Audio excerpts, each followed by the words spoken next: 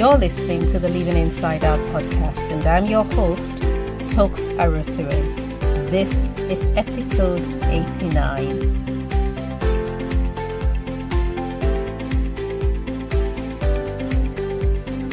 Welcome to the Living Inside Out podcast, where we believe the mind is the engine room of our lives. Episode 89 is The Intuitive Entrepreneur. Hey, happy Easter.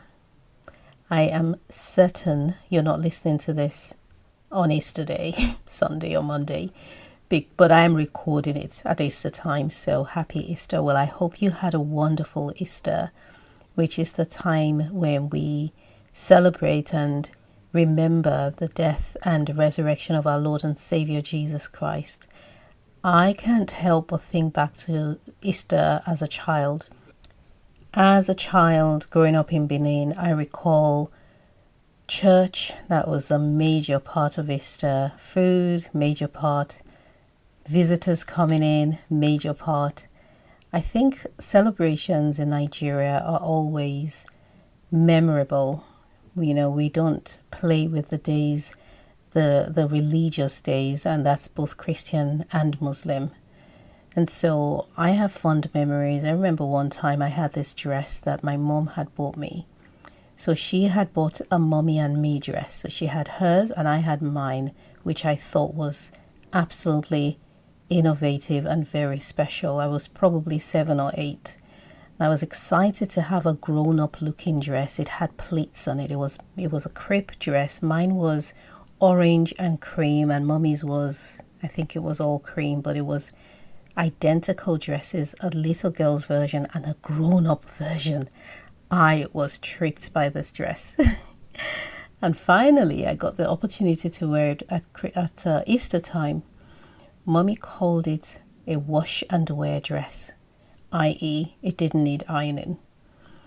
Well, the ironing was normally done during the week, and this was now Sunday morning, and the ironing person wasn't around, so I insisted on ironing it. Mommy said, it's wash and wear, you don't need to iron it.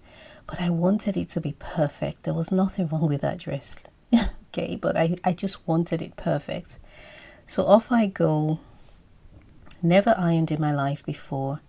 I turned the iron on and I put the iron on the dress. I started off with the back and ended with the back, because when I lifted the iron up in an attempt to move it back and forth, the entire back came away with the iron in the shape of the iron.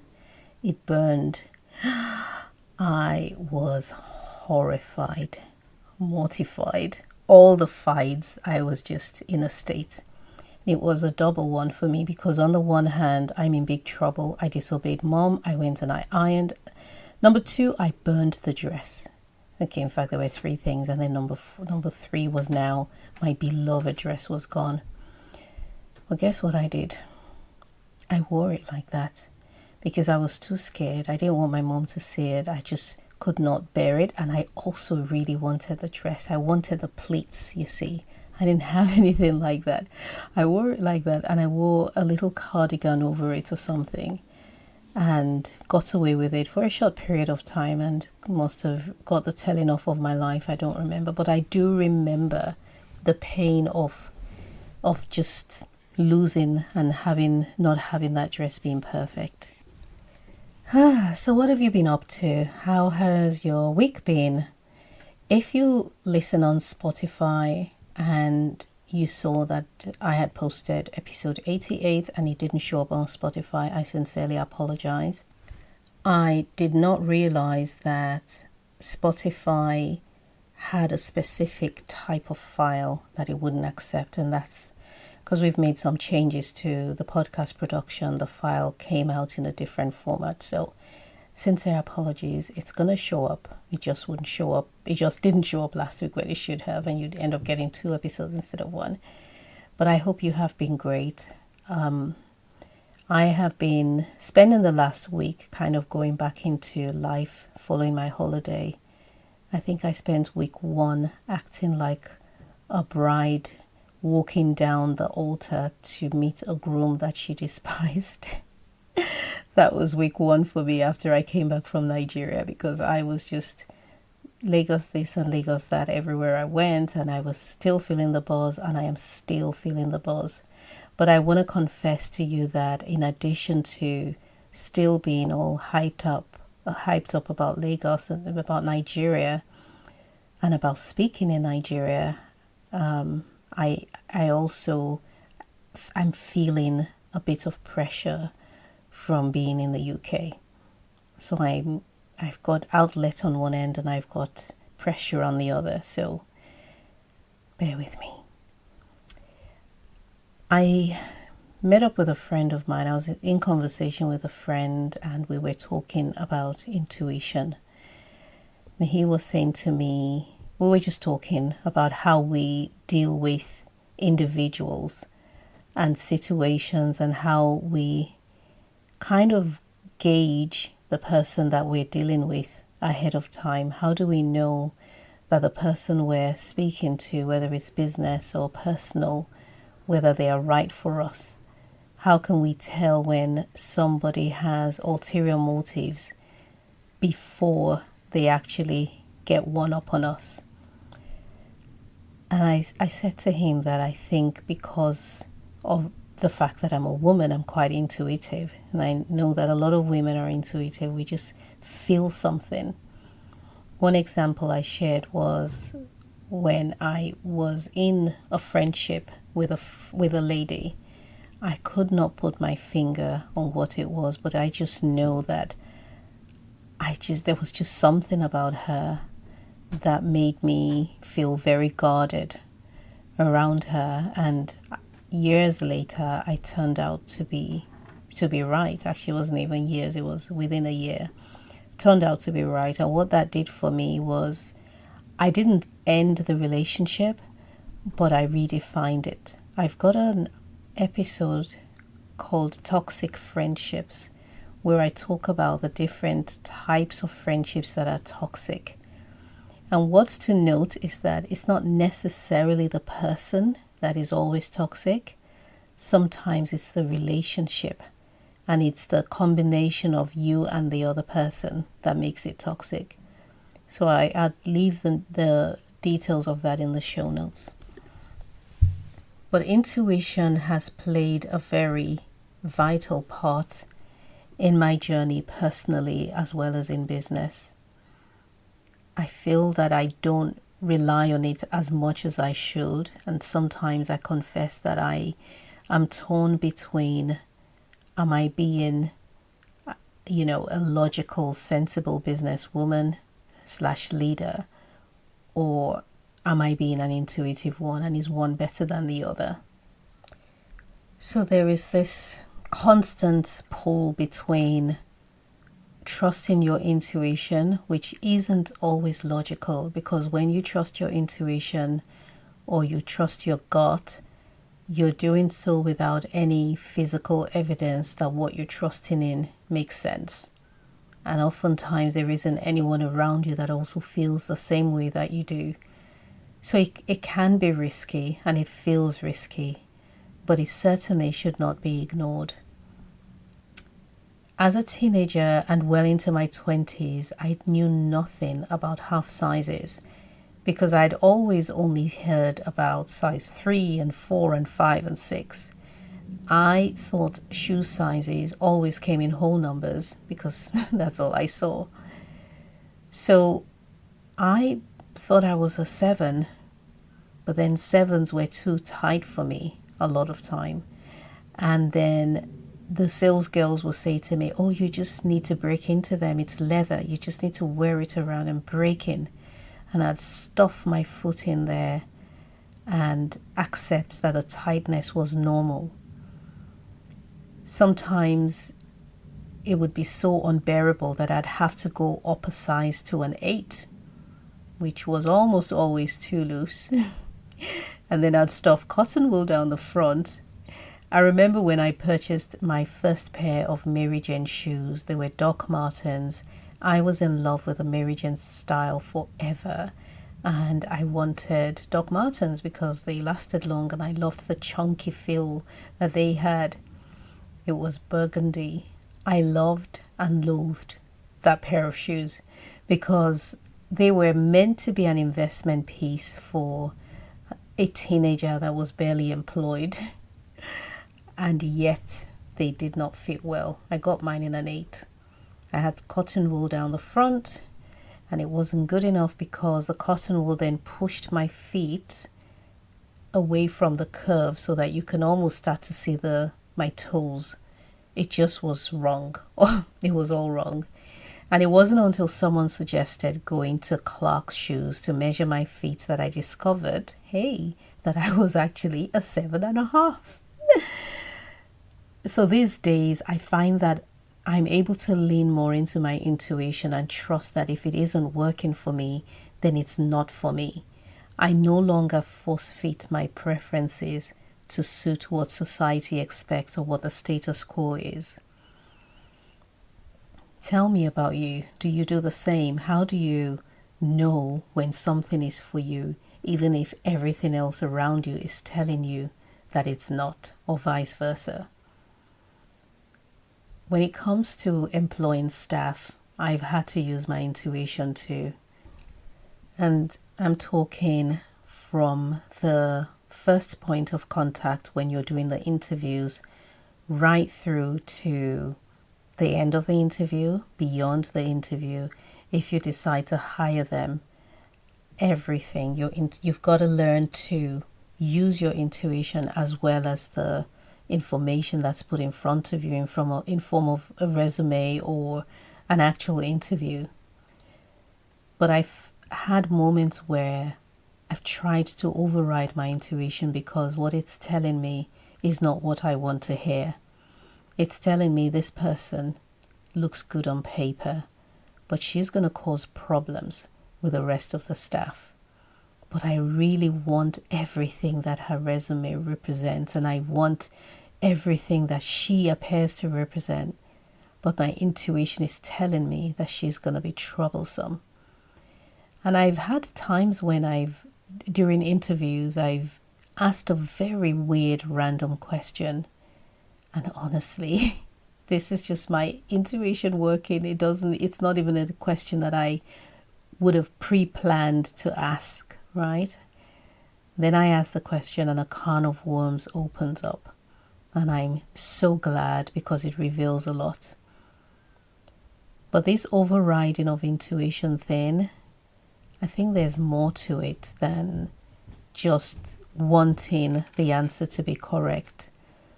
Sometimes it shows up when there is a discomfort with you having to reject a person, or accept that you could be wrong.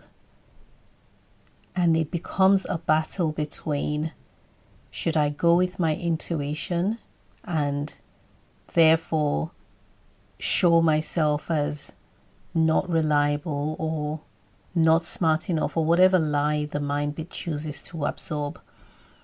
Or should I ignore my intuition and feel good about my decision and feel good that I know what time it is? Because a lot of times we're fighting with ourselves. We're fighting, big me is fighting with little me. Little me is the part of you that is driven by ego.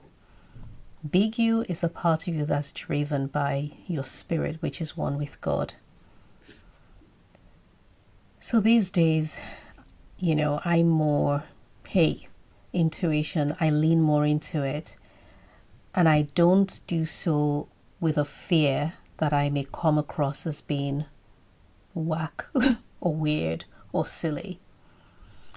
When I set out on my journey as a transformational speaker, I asked myself one question: what do you really want? Not what can you tolerate? Because when I think about my life leading up until now, I can see that there's been so much tolerating going on. And tolerating means that I'm forcing myself to accept a reality that I don't want, because I trust the fact that it's here more than what I want it to be. So and this is for you as well, obviously, is if you find yourself force-feeding your lifestyle, your job, and a relationship, anything at all, you're force-feeding it into your life, force-feeding it into your mind, force-feeding it to be accepted, then you need to stop, because what you're doing is trying to stuff your foot into a size 7 when really you're a 7.5, and you're accepting the explanation of the sales staff and what you've always seen, i.e. there's only ever been 7s around you and 8s but no halves. Just because something is logical and everyone accepts it as reality or truth does not mean that you've also got to accept it. I want you to practice trusting your intuition just a little bit more. At the very least, start to inspect it and observe and watch, even if it's from a distance. Don't just accept that what is normal, quote unquote normal, is the way that it should go, that you should go. I love aging. One of the benefits of getting older is the courage to just be me. But you don't have to get older to get a hold of that courage either. You can start even tomorrow when you're driving and you're looking for a parking spot. Use your intuition to allow your intuition to lead you to where a potential spot might be. Don't know if you do that at all. When you're in the shopping mall and you've been driving around and you just kind of feel like, I feel like someone's going to come out of the mall and jump into their car around this area, and you hang around. The number of times I've done that, and I hang around, and within minutes somebody does come pull out, and I'm able to park. Even taking the train, just anything at all, your everyday life, just start to key in more and allow your gut to speak to you, allow your spirit to speak to you. I have discovered that doing what we really want, as opposed to force-feeding ourselves into a box that circumstances have created, is incredibly liberating. It releases a power that infuses you with joy and certainty that you are definitely in the right place. For example, this Easter, on the Baby Cut Shop Instagram, I put a post up for Easter, and I think it's the first time that I've been very blatant and bold in my Easter message to the Baby Cut Shop followers. If you've been listening to, especially the last few episodes, I've made references to sort of having a different personality when it comes to running my business. So I'm Toks Aruoture. On my personal page, you're getting the complete and full Toks. On the Baby Cut Shop, you barely see me at all. And it's because I've erroneously believed that I need to be presenting myself in a certain way to the audience that shop with me because it's business. But I've grown. And I've had the blessing of being in Nigeria for 2 weeks, and all of that is gone. So my Easter message on the Baby Cut Shop was a very personal one that said, He is risen, happy Easter, the Baby Cut Shop. That was the graphic, and the post was about love and pain, I think. I can't even remember what I wrote, but normally I wouldn't do that, and it felt right for me to do so, because every time that you go with your intuition and you choose to be authentic, you're gifting the people in your space a gift that they've never had before, because they're connecting with a true version of yourself. And there's only one version of you. There's only one you. So when you're being authentic and when you're bold enough to release who you are by following your intuition and doing what you really want to do, people get to meet the real you, and they are blessed because of that. You know, every day we're being offered new ways of doing things, 10 things successful people do every morning, 5 nightly hacks to 10x your business, and what are you doing or what you are doing that's hurting your personal brand. And there are all of these tips, and I don't know about you, I see so many of them these days that I've stopped reading them. I don't even want to read the headline, because the fact that these bits of information are out there multiple times over means that it is working for some people, and it might be true, but how many of them are you actually going to be able to successfully carry out? You know, how many 10 tips am I going to read and do? Even one lot of 10 tips is plenty. Can I do it all, and can I sustain it and be consistent in it? I don't think so. So the solution for me is to live from my inside out and do what is common or unique, or what's coming naturally to me. And it takes courage, because following your intuition is going to get you into a space that you would probably be the only one there. And being alone in this big old world is not very comfortable. When you find yourself taking action in a way that nobody else does, especially when it comes to business, it can be very unnerving. And there's so many options out there for us, and so many suggestions calling out to us day in, day out. I think that it makes sense for us to quieten the noise around us so we're not exhausted, trying to evolve at the rate that all of these tried and tested methods are evolving, and instead start to listen from within to do what comes naturally for us. It might be unconventional, just like a size 7.5, which, by the way, Clark's, Ralph Lauren, I think Michael Kors, and one or two other brands, Geox or Geox, I don't know how it's pronounced, Geox, they do 7.5s, but not many other brands do. Sold by only a few. But if it fits like a glove, then it's absolutely worth it.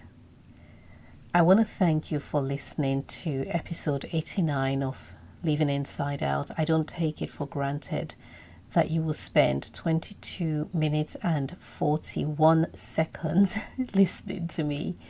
I do appreciate it. I thank you for sharing. If you haven't yet given us a 5-star rating, please do. There's going to be some amazing changes coming up over the next few weeks, so stay connected with me on social media. And if you haven't signed up to receive my newsletter, you really want to do that. The other thing I want to mention is I'm going to be running a PR workshop soon. I don't have a date, but I'm accepting sign-ups now. So if you're interested, this is for entrepreneurs or anyone who has a personal brand that they want to build or elevate. It's going to be really good. I've had a ton of press for my business and my personal brand over the years. I just had a photo shoot 3 days ago with my best friend that's going in a major newspaper, a major magazine, national magazine.